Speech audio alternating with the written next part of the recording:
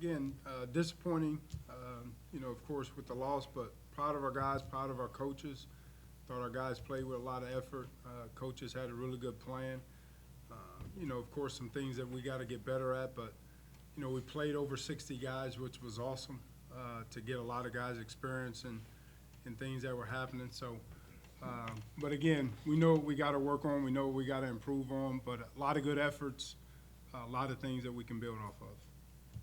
Coach, when you play the non-conference schedule every year, you talk a lot about how, sure, you'd like to win, but the primary goal is to come out learning something about your team and figuring things out. What did you learn this weekend? I think we made a lot of improvements. Again, you look at us, last year not being able to move the football. I think, we have some talent to move the football around. Being able to run the football, with our running back and the quarterback, I think is huge with what we want to do. Defensively, again, we continue to get better, but there's a lot of things that we got to improve on. But again, tough, hard-nosed football guys. That's kind of what we have, and that's kind of what we showed. Again, referencing the offense, a lot of young players on that offense. Some of your bigger performers on Saturday were younger players. What does it say about those players who can perform in such a big stadium? Again, and it's twofold. They had a couple guys that did well, but there's a lot of guys with wide eye too. And again, when you watch the film, a lot of mistakes just because of the environment and things like that, and that's when you rely on guys like Nick and some of the older guys to make sure that they settle themselves down a little bit because there were plays that were left out on the field because of that. But glad that they got in, glad that they got their feet wet. Great atmosphere to be a part of and be in. And it's always good, like I said, to play 60 guys. That's kind of a little bit unheard of, but we did. Nick, how'd it feel? Good to be back out there. I was excited coming into it. Felt good to be back out with the team and to play in that environment. Wish we could have came out with a win, but it was nice to be back out. Was it almost like going back out for the first time type thing, or did you feel pretty comfortable? I wouldn't say it was. I mean, it was more nerve-wracking probably being back at punt return, but other than that, I didn't. I mean, it was just like doing a day in, day out type of thing. So. How do you feel about the offense's performance? A lot of it, I think, comes down to execution, and we just need to focus more. We showed some signs of being prominent and being good, but yeah, I think just execution and doing everybody's job. That's about it. Did anyone or anything in particular stand out on film? Again, I mean, Justin Rankin, I think, played well, had a lot of good things happen. The unsung thing is guys like Nick, who played a lot on special teams, being back there on punt return, making good decisions, made a couple plays on our SEALs team, our punt team. Him and Nate and Jarrell Foster made a lot of great plays, and he played our dime and then went in that corner, also too. So, and again, I mean, you rush for 219 yards. We learned how to, not take sacks and do something like that. Again, that's a good day, for us when you're talking about rushing for 50, yards in the past. So a lot of good things that you can, build off of, that kind of stand out that you can sit there. But it all comes out with what we do from here on out. We got to make sure that we, keep improving on those things, also too. How did the line look? Offensive line, Again, good and bad, with it. But again, some of the sacks, and those are always difficult. That you gotta get rid of the football, and you can't sit there and just hold it. Again, especially against that was their kind of their the greatness of their defense was their front. I mean, they had some guys, up there. So, gotta learn to get rid of the football and do some things so we don't take those sacks. But a lot of good things, and some things that we got to make sure we improve on. But again, Connor's first time out there, Shinsky's first time out there, again, has some good things, has some things that we got to improve on. So, again, not that you come out of it and say, man, we're in trouble. I think there's a lot of good things that we can build off of. How about, we talked a lot about having more physical, the guys being older and more Yeah. strong. Did you see that in the game? Yeah, I think so. Again, when you talk about a front like, with Penn State, I mean, it wasn't like they were pushing you around. And that was the thing, again, that we want to make sure that we do. And again, there were some holes there, and we rushed the ball, pretty well, again, for us, again, from where we're coming from. So, again, you look at that film and we didn't look out of place. Have you decided on who's starting at quarterback next week? Will more than one person play behind center, or what's the plan? We haven't discussed that yet, so. Najee, can you talk about your first game in the Apache position when you're lining up? Are there a lot more factors going through your head? How did that go? It was just actually quite exciting just to be able to go out there and just play with the fellas in the new position. And it wasn't really much different. The mindset really didn't change with Coach Haynes. He had helped prepared us very well for the game. And we just came out and we were ready to play. And I was just trying to do whatever I can to help the team. Do you like it seems like as a corner, you're kind of sitting back, covering more, Apache more of the back position. Do you like that aspect of it? At Apache, it is more of an aspect of being more in with run fits and the pass fits, but I really don't choose any difference. I like them both. How did you think Najee did in his first game up in the Apache? I think he did well. And again, he's being humble. He likes to hit, He likes to stick his little, mighty body in there. And again, this is a position that has to be productive, for us. And he was very productive. And the better those guys are, in covering, the more that we can do defensively, with our front and bring some extra guys. So that's always the tough position to cover at, because the guy has so much space and he has the whole field to cover. And, a lot of things that we were doing, it was, he was by himself. So, and he got some tackles for loss, got in there and got some tackles for loss also too. So, and tackled well. So that's really what that position is, that hybrid. He's got to be able to tackle, got to be able to blitz, and also got to be able to cover. And I think he did those things well. How'd you come out health-wise? Beat up, banged up, like normal. Chris White, we'll see, but is probably out for a number of weeks. But that's really about it. Is it ankle or No, it's his leg. just his leg? Yeah. Just back to the quarterbacks real quick. Is that going to be what's exactly the plan? Is this going to be an evaluation as the week goes on? Are you going to name somebody at some point, or do you know? Yeah, well, I mean, we'll name someone. And again, like I said last week, it's going to be a 4-week process, until we see what we want to see out of a guy. Again, that's a process. We talked a little bit about it yesterday. We'll talk a little bit more about it today, moving forward. But, I wouldn't be surprised if you see, 2 or 3, those guys play again. I mean, did they handle the situation? I mean, obviously that's a tough assignment. Your first time you've ever played at the collegiate level. How did you feel? I felt real good about it. I mean, I think, again, when you look at, Justin, and you look at, Malik playing the bulk of it, not wide-eyed, competed like crazy, out there, was excited to be out there.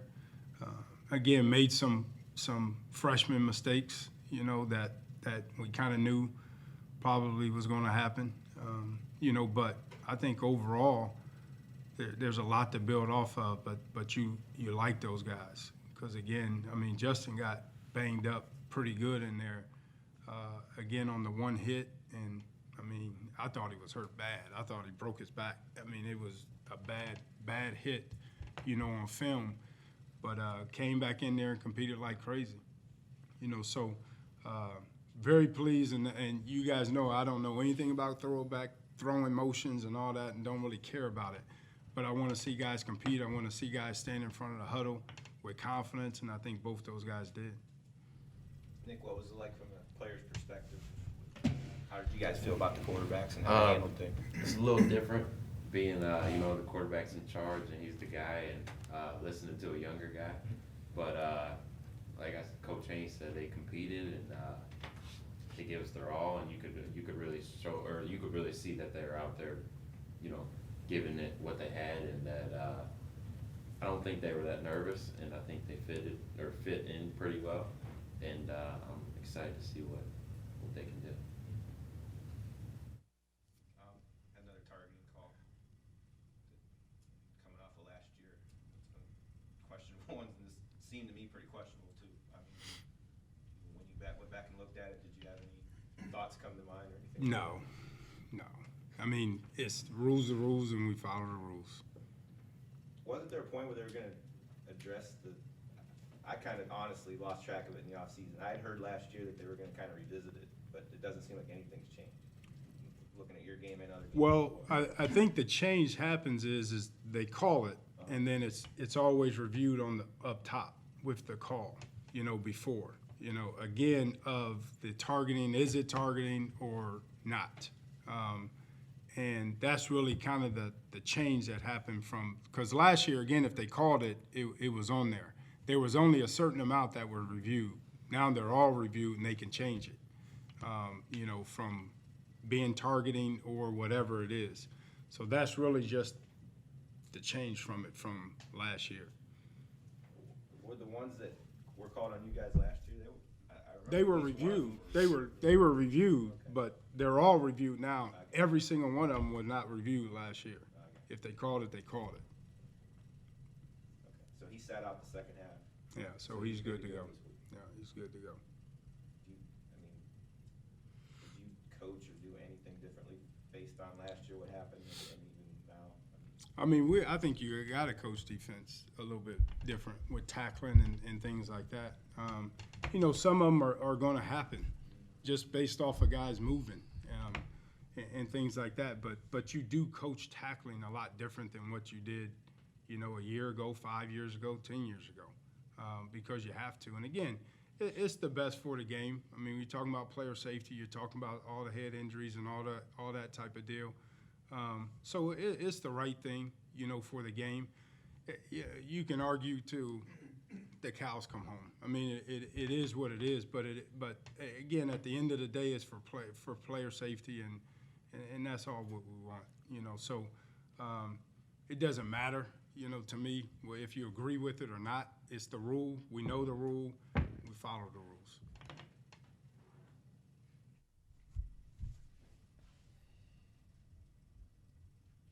What do you know so far about North Carolina A&T? Again, very talented, football team. Again, being the HBCU national champion. And the crazy thing about this team, we talked about it this morning with these guys, it'd be interesting to see them go to the FCS, playoffs. And they don't, because they play their championship game, and that's kind of what they do. But it would be interesting to see how far this team could go, because I think they're talented enough to compete, and make it far into the tournament in FCS. So again, they got another dynamic running back. He's totally different from the guy that we saw. He's 5'6". He's short. He reverses field like crazy all over the place. So it's going to be challenging for us defensively to make sure that we control our leverage. Not only on the front side but also on the back side. They got a big 6'5" wide out. That's going to, again, that they throw the ball deep to. It's going to be challenging for our guys. Again, we don't have the tallest, of defensive backs, so I'm sure they're going to challenge us that way. And again, defensively, not a lot of exotic stuff, but they play sound. They're big up front. They got a couple big guys up front, and they're very athletic in the secondary and that linebacker. Very experienced staff, though. When you look at their guys down the list, you got 30 years, coaching experience in a lot of these guys. So they've seen it, they've done it. They've been in, the so-called bigger venues, and they're going to be excited to come into Kent State, I'm sure. Just as players, you go from going to Penn State to, now you got an FCS team coming to your place, but, obviously a very dangerous FCS team. You kind of talk about what that's like to kind of make that adjustment on the fly here. Well, really, our mindset doesn't change week in and week out. We're coming to prepare like this game is still another big game.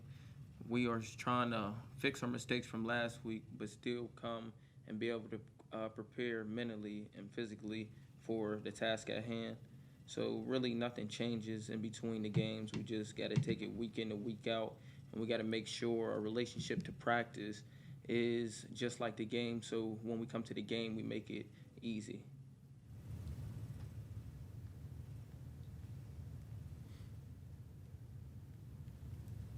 Any third, you played 60 guys, you kind of go into this one thinking the same thing? You're going to play a lot of people?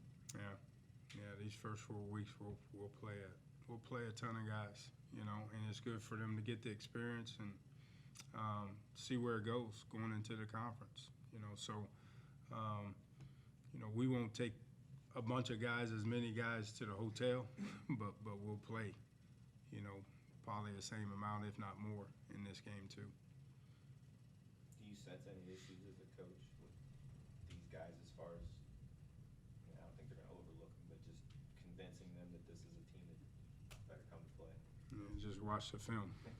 I think, again, when you watch the film and you see these guys running around, I don't think there's any, again, you know, kind of like Najee said with the question, you look at our winner's manual in the back. We got opponent 1, opponent 2, opponent 3, opponent, you know, everyone puts names on them and everyone puts, but there's only one way to play the game. You play the game aggressive, and it's all about how you play the game, not who you play. And that's kind of how we prepare. So it doesn't matter if it's Penn State, Ohio State, or North Carolina A&T. We have to play Kent State football.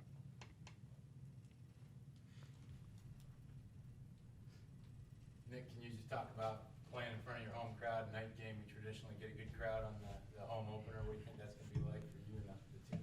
I'm excited. I hope we can get the atmosphere going back at Kent State. I don't know. It should be a good turnout. Night games are always fun. Reminds me back when I was in high school, a Friday night, coming out of the tunnel. So I'm excited. I think people around campus are excited. I've talked to guys, girls, and I told them to come out to the game. So it should be a fun time. Anything else? All right, cool. Thank you. Thank you. Appreciate it.